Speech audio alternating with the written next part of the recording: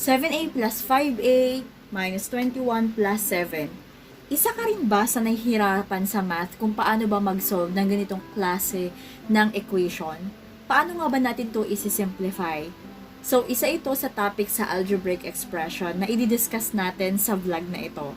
Hello my dear students! Welcome back to my YouTube channel. This is me once again, Teacher Tin.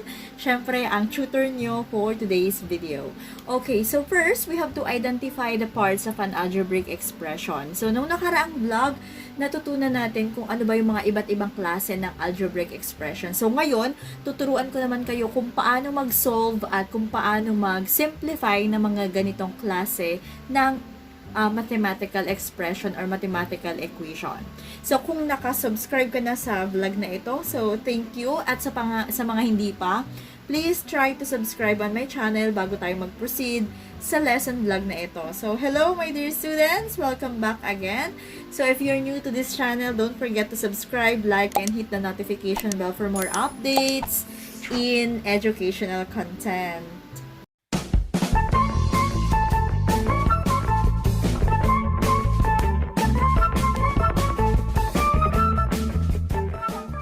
Okay, so isa ito sa mga medyo confusing nga naman at paano ba natin ito mapapadali at ano ba ang technique kung paano natin masosolve yung mga ganitong klase ng problema.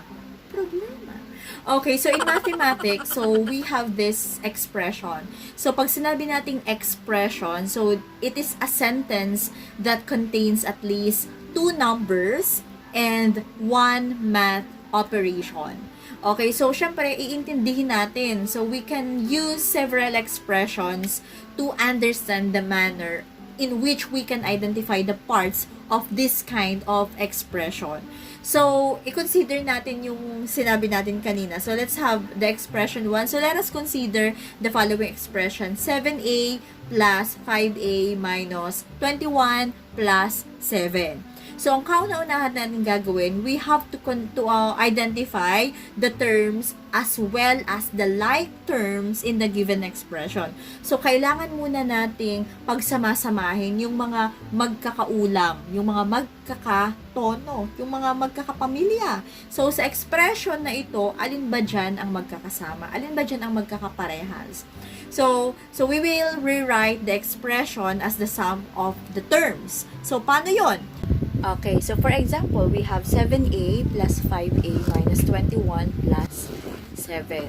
So, kailangan natin pagsamahin lahat ng terms. So, alin ba dyan yung magkakaparehas ng term?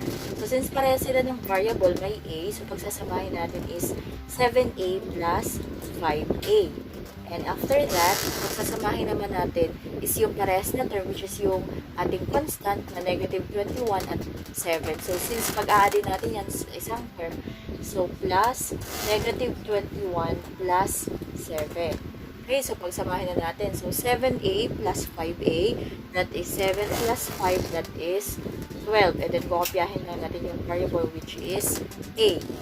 Plus, and then, negative 21 plus 7. So, anong gagawin natin kung magkaiba yung kanilang sign?